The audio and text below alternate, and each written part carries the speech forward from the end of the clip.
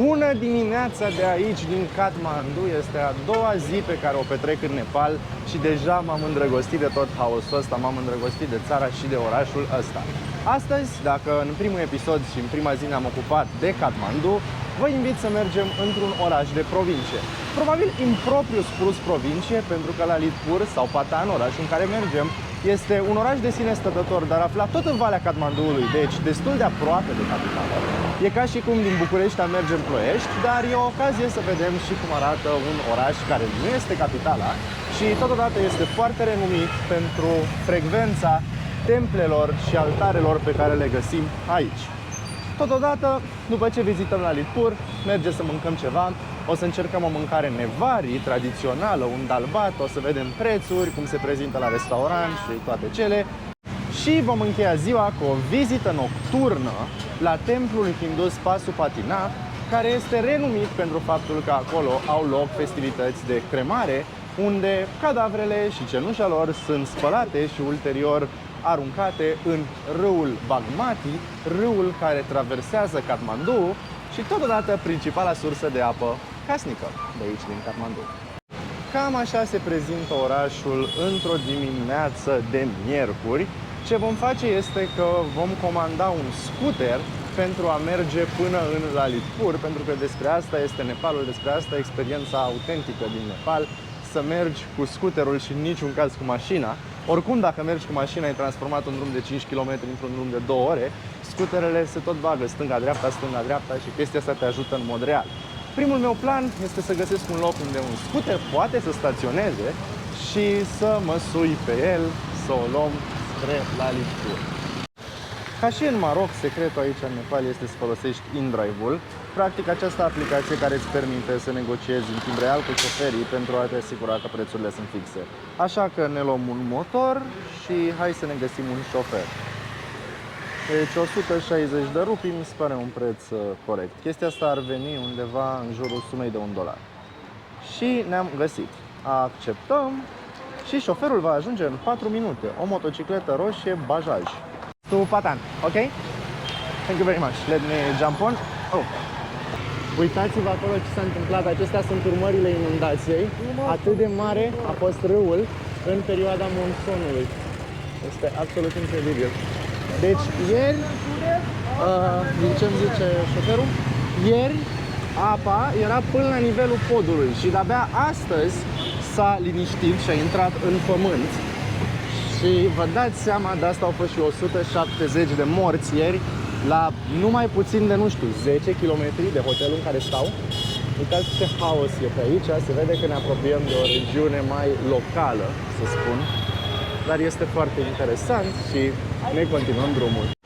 Și tocmai ce am ajuns în Lalitpur, șoferul mi-a zis că de fapt este un district autonom, deci are primărie proprie, dar nu e neapărat alt oraș, pentru că intră sub prefectura Kathmanduului. N-am prea înțeles administrația locală nepaleză, dar ei îl consideră district și Wikipedia aici că e oraș. În fine, tocmai ce am ajuns în piața Durbar, de aici, și ne îndreptăm spre a plăti taxa de turist, care este de 1000 de rupii, deci undeva pe la vreo $10. Dacă ești localnic e gratis, dacă ești din țări DESI, adică din Asia de Sud-Est, e vreo 30 de cenți, doar că na, ca turist trebuie să plătești. Și pe bună dreptate, mi se pare. Lalitpur este al doilea cel mai mare oraș din Valea Kathmanduului după Kathmandu. Este considerat ca fiind orașul artei și dacă ne uităm puțin în jur, e clar de ce are acest renume, pentru că Lalit înseamnă artă și Pur înseamnă oraș. Mai mult decât atât, este capitala artei nevari, adică arta tradițională a nepalezilor, această arhitectură care îmbină cărămida roșie cu lemnul. Aici, în Nevari, există peste 600 de stupe și 185 de bahals. Bahalsul reprezintă o mănăstire budistă, dar care servește două scopuri. Primul este acela de venerare și meditare și al doilea scop este acela că familia literalmente locuiește în ea. Deci aici în Lalitpur sunt peste 185 de astfel de bahalsuri, pentru că pe vremuri familiile locuiau în templele unde se și rugau. Practic casa avea un dublu sens, avea un sens complementar. Și mă obligă ăștia să port alanga asta la gât ca să se vadă că sunt turist. Altfel vine poliția la tine să te întrebe dacă ai plătit. Tot ce vedeți aici e construit în timpul dinastiei Mala. E dinastia care a marcat epoca de aur a Nepalului, că de la dinastia aia au mers doar în jos. Și dinastia asta dăinuit de la 1200 până pe la 1800. Bine, cea mai bună perioadă au fost secolele 16 și 17, pentru că fix atunci, în secolele 16 și 17, stăteau atât de bine cu banii datorită comerțului cu Mosc și faptul că erau efectiv o rută comercială între Tibet, India și China, încât au reușit să construiască toate aceste temple. Despre regii care au domnit în acea perioadă, se crede că sunt reîncarnări ale lui Vishnu. Deci erau văzuți de nepalezi ca niște întruchipări ale uneia dintre părțile triumviratului hindus, a lui Vishnu, partea din triumvirat, partea din sfânta lor treime, care are datoria de a păstra creația lui Brahma. Și se considera că acești regi erau întruchipări ale lui Vishnu pe pământ. Avatare, cum spun ei, un zeu putând să aibă o infinitate de avatare. De asta, în episodul anterior, v-am povestit despre tradiția Kumari și cum în Nepal se venerează o fetiță de 3 ani. Vie, există fizic acea fetiță de 3 ani. V-am zis, sunt cam 600 de stupa și 185 de bahalsuri, deci nu o să am timp fizic să vă spun despre toate, plus că, realist vorbind, nici n-ar trebui să vă spun despre toate. Așa că am făcut puțin research și am zis să pun accentul doar pe ce este relevant, așa că începem cu simbolul orașului Lalitpur. Templul Krishna Mandir este cea mai faimoasă clădire de aici din Lalitpur și dacă ne uităm puțin la forma lui, nu e greu să înțelegem de ce. El a fost construit în 1687, când regele l-a văzut fizic pe Krishna și pe soția lui, zeități, stând în fața palatului. Deci ăsta e templu și fix acolo este palatul. Templul are 2 etaje și, din păcate, dacă nu ești hindus, nu poți să intri înăuntru. Nu că ar fi pază sau ceva, doar că e un semn de respect și o cutumă culturală pe care nu vreau să o încalc. Primul etaj al templului este dedicat lui Krishna. Krishna reprezintă o întrupare a lui Vishnu, cel care e responsabil de păstrarea creației în trinitatea hindusă pe pământ. Vishna, evident, în întruchiparea sa pe pământ, Krishna, mai are și o soție și dedicat ei este al 2-lea etaj al templului. Mai mult decât atât, se spune că la construcția templului au fost folosite materiale foarte bizare și că tot procesul a durat undeva la vreo 7 ani. S-a folosit molasă, s-a folosit zahăr, s-a folosit rumeguș și totuși au reușit să obțină chestia asta și este de-a dreptul interesant. Următoarea oprire aflată în capătul opus al pieței este templul Bhimsen. Bhimsen este un personaj central pentru dinastia Mala, deoarece acesta reprezenta curajul și cum asta era o valoare pe care această monarhie voia să o emuleze, evident că s-a construit un templu pentru asta. Cam așa se prezintă la exterior. Bhimsen, personajul pentru care acest templu a fost ridicat, e o deitate indiană pe care ei o venerează și apare în Mahabharata. De fapt, nu indiană, hindusă. În fine. Și pentru cei din Nevari este zeul curajului și al comerțului. În epopeea Mahabharata, care este cartea lor centrală, asta și Ramayana, este vorba despre un război care aduce distrugere mutuală de ambele părți. Fapt ce se transformă într-o meditație pentru pace, care a fost absolut marcantă pentru cultura hindusă, pentru că aici ai oameni care nu se spală din dorința de a nu face rău microbilor. Și acum, din punct de vedere al relevanței, adică să fie ceva care chiar merită să nu vă deslipiți ochii din ecran, mai e o singură chestie aici lângă piața Durbar din Patan pe care trebuie musai să o vezi și restul e bucuria Lalitpurului, adică efectiv să te plimbi pe străzi, să vezi ce se întâmple și să vezi alea 800 de temple pierdute prin tot orașul, dar super relevant este un templu făcut din aur care datează din secolul XII, așa că haide să vi-l arăt și pe ăla și să vă spun puțin despre el. Cam așa se simte atmosfera despre străduțele de aici, din Lalitpur. Deci așa arată străduța stereotipică, cu puțin noroi, cu foarte multe cabluri și cu din ce în ce mai mulți turiști, pentru că lumea începe să descopere cât de frumoasă este ospitalitatea Nepalului, cu mâncăruri misterioase, tot felul de grădinițe și temple. Și chiar aici, pierdut pe străzi, se află templul de aur, deci din nou totul e o surpriză, nu îți dai seama ce se ascunde după niște pereți. Așa că, după ce m-am chinuit vreo 15 minute să-l găsesc, haideți să intrăm pe porțile acesteia. Și fix pentru tranziția asta voiam să filmez. Uitați cât de frumos arată, un exemplu clasic al arhitecturii Nevari, Cam tot ce vedeți aici este placat cu aur și datează din secolul XII. Este, fără să exagerez, cea mai mare și mai complexă bijuterie pe care am văzut-o în toată viața. Ușițele alea mici sunt altare. Intră un preot sau o călugăriță înăuntru, se încuie și aprind lumânări și meditează și de multe ori vezi cum este așa fum din ele și vezi un om în interior când treci pe stradă. Și aici este și Bodhisattva pentru care a fost ridicat acest templu, Shakyamuni Buddha, unul dintre mulți Buddha la care se aduc ofrande. Simbolul clasic al unui Bodhisattva. Aici o cutie de donații și astea sunt clopote budiste, e de bun augur să le învârți. Și încă o referință la Hanuman, zeul maimuță, care are o semnificație foarte importantă pentru hinduși, cât și pentru budiști, el fiind aghiotantul și partenerul lui Rama din Ramayana. Și în mână ține un durian. Fructul ăsta, dacă îl tai, pute la naiba. Momentan n-am găsit durian, nu prea se găsește pe aici durian. Durian găsești mai mult în sud-estul Asiei, dar în curând o să ajung și pe acolo și o să vă fac un videoclip cu mine mâncând durian. O să fie o experiență în sine. Acolo sunt binecuvântările, petalele de flori și orez care ți se pun în cap când intri în templu. Și cam despre asta este vorba. Cam așa se prezintă templul de aur, Golden Temple, de aici, din Lalitpur. Have you been to Europe ever? Like you know the languages. They should make you president of European Union. No, actually, I learned from the people, you know. Oh, just travelers. Yeah. It's actually I quite was in a interesting. hippie time, you know. Hippie time was Hippie time. very nice. Yeah, I heard about it. They So are there were a lot of tourists that come. You know, the band is called Pink Floyd. Yeah. 1968, he was here. Oh, the band Pink Floyd. The whole band. No whole band. Glimmer. Just the solist. Vocalist. Yeah, the vocalist. Exactly. And he liked to try with the gong. You know, gong is a Buddhist thing. Oh, I know. The one you hit with the gong hammer-like and the thing.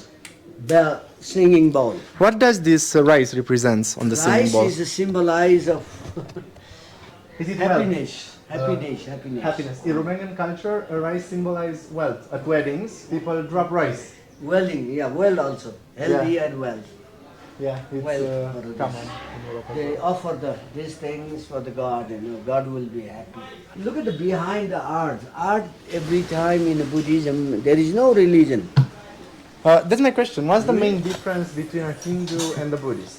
Nothing, There is no difference. nothing. But between a Hindu, Buddhist and a Muslim, Muslim. Buddhist, Christian, everybody is similar, same. But does the Hindu think the same? Just- That they are just- similar with the Buddhist? Yeah. But the Muslim won't think that it's Just similar to a Buddhist. society is different. It's just the societal difference. We use always right way. We use right hand, they use left hand. Oh, so basically it's a Only that difference. is. But everything is, Buddha say, don't go on religion. No religion in the world. So it's I have a more tika, look, this is a symbolize of good luck. And also symbolize for the head. It's good for the concentration for the head. How beautiful it is. It's absolutely incredible. Maybe in that time, people they use 7 kilo of the gold on the plating. So it's basically copper, but it's gold plated. Real gold, Oh, real gold. Not even copper. real silver. That's incredible. So the gate is made out of silver, the entrance. Wow. It's quite impressive. Este ho zindagi ma, and those are the way to the heaven. So, The lift. oh, the lifts that come there are the way to the heaven.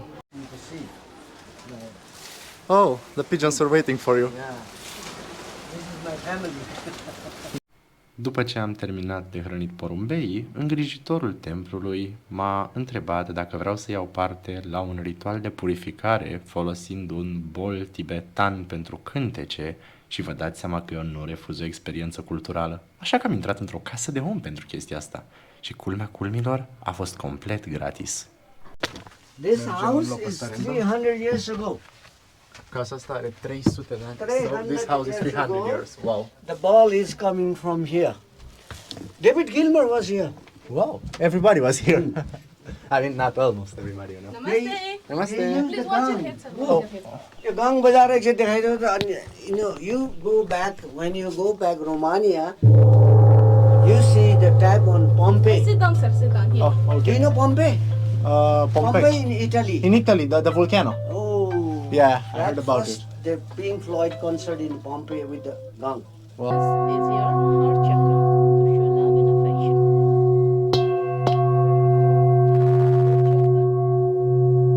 It's for your better communication skill. Now the third eye chakra to see things in a different way. Let's activate your male energy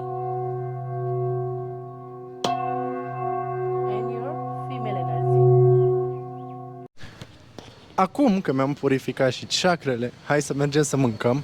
N-a fost neapărat o purificare de chakre voluntară, doar s-a întâmplat. Chestia e că nu am dat un leu pe ea. Oamenii fiind într-un templu făceau chestia asta gratis și când am vrut să le ofer bani, au refuzat, culmea. Așa că, ce să zic, trebuie să fac o faptă bună, cum au făcut și ei. A fost interesant procesul. Sincer să spun, nu pot să spun că simt ceva special, dar clar o experiență culturală. Și poate cine știe, din punct de vedere energetic o și mai chill acum. Habar n-am. Deci cam așa arată și așa se prezintă cel mai scump restaurant din Kathmandu. Avem și o vedere panoramică spre o zonă ce pare a fi puțin mai afluentă. Și cam asta mâncăm azi. Am mai luat înainte o porție de momo pe care am uitat să o filmez când era foame. Deci, ăsta e dal, se numește. Peste el s-a pus ghe, care e o grăsime, cred că din buffalo, din iac, sau cum se traduce buffalo în română, bivor, că aici n-ai voie vacă. Ăsta e curd indian cu o piersică. Astea niște legume proaspete, chestia asta e o pastă de ardei. Astea niște murături, așa fac ei murăturile. Chestia asta nu mi-am dat seama nici până acum ce este. E foarte picantă și sunt niște bucățele de lemn. Dacă știți ce e, scrieți în comentarii. Asta e spanac blanșat. Asta e un dal de legume, cred. Ăștia niște cartofiori prăjiți. Și ăștia poppers, așa le zice. Sunt un fel de lipi cu usturoi. Și se mănâncă cu mâna, evident. Deci poftă bună. Mi-a dat mie chestiile alea, dar eu nu fac pe turistul pe aici. Deci experiența autentică trebuie să fie autentică. Și acum, pentru că suntem mâncați, mergem să petrecem noaptea la un templu hindus. Mergem la Pashupatinat, pentru că acum, pe la ora 7-8 seara, începe ceremonialul de Arati. Cred, în general seara se face, așa că hai să vizităm acel templu seara. Uitați ce haos este în Tamel la ora asta. Îmi aștept scuterul să mergem până acolo. Tocmai ce am coborât de pe motocicletă și acum mă aflu undeva prin Valea Kathmandu, lângă râul Bagmati, râul ale cărui debite au crescut atât de mult încât a cauzat moartea a 170 de oameni alaltăieri, și mergem la templu Pashupatinat, unul dintre cele mai mari temple hinduse din Asia, dedicat lui Shiva și totodată al doilea cel mai sfânt loc din hinduism după Visharana din India. Această aglomerație se justifică datorită faptului că tocmai s-a terminat ceremonialul de Aarti. Aarti este un ceremonial hindus care are loc aici în fiecare seară, chiar pe malul râului. În cultura hindusă se crede în moksha, adică faptul că după moarte un corp trebuie ars pentru a distruge partea materială și a grăbi procesul de reîncarnare. Chiar acum, în curtea acestui templu, sunt arse cadavre care au fost spălate în prealabil în râu și după rămășițele vor fi aruncate în acest râu Bagmati. Dacă asta nu vi se pare destul de interesant, gândiți-vă că apa din acest râu se bea. Este o apă sfințită pe care oamenii o consideră similară a gheasmei sau zamzamului la musulmani și lumea chiar bea chestia asta.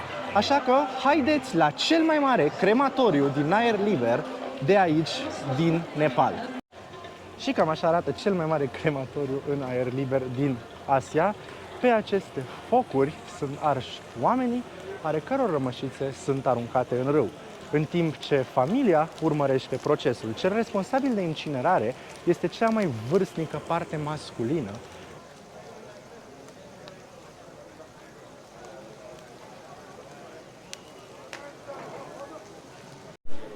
Tocmai ce s-a dat foc cadavrului, focul pornește dintr-o floare amplasată în gură și de desubt, acesta acaparând tot corpul. Se pun lemne în jurul cadavrului și se va transforma într-un incendiu de gem. Mă simt puțin cam prost că filmez chestia asta, dar încerc să mă aduc aminte că aici rudele nu sunt îndurerate și ele chiar cred că persoana aia are în față un viitor mai frumos și că s-a eliberat din samsara. Mai sunt și băieții ăștia care continuă să pună paie pe foc, la propriu, și ceremoniile astea se fac până la 9 seara. Deci, știu că o să sune foarte tâmpit și foarte clișeic, dar locul ăsta literalmente miroase a moarte. Deci, mirosul ăla de piele arsă, de piele pârlită, pe care îl simți, nu știu, când te-ai pârlit, atunci când găteai sau ceva, sau mirosul de păr ars, sunt foarte, foarte pregnante aici în aer. Dar una peste alta este o experiență foarte, foarte interesantă. Și chiar am reușit să filmez cât de cât, am ținut camera ascunsă, în general nu prea e permis să filmezi procesul, adică nu-ți dă nimeni în cap, dar nu e prea politicos, chit că viziunea lor despre moarte diferă de viziunea noastră despre moarte. Uite oameni care se spală pe față și beau din apa sfântă a râului, apa care este folosită pentru a spăla și a arunca cadavre, pentru că în ea se crede că se află binecuvântare. Uitați maimuțe aici, la templul hindus, ce se bat între ele. Este plin de maimuțe, totodată. Ce faci, măi? Ia! E agresivă. Totodată, acest templu, în afară de faptul că este cel mai crematoriu, mai servește și rolul de templu. Deci aici se mai fac și rugăciuni. Și, evident, există mai multe altare. Tot ce vedeți acolo este un altar. Dacă nu ești hindus, nu poți intra în acele altare. Tot ce poți să vezi e crematoriu și ăla teoretic de la o distanță. Trebuie să fii puțin cam nesimțit, cum am fost eu, să te bagi în... Acum, ce vom face este că ne vom îndrepta spre ieșirea din templu și vom chema o motocicletă, deoarece se face târziu. Am cam epuizat tot ce putea templul să ofere unui nou hindus și, sincer să spun, nu prea mai suport mirosul ăla de păr ars. Așa că, dacă v-a plăcut acest videoclip, un like și subscribe ca să vă pot lua cu mine în astfel de locuri și data viitoare. Până atunci, toate cele bune din Nepal!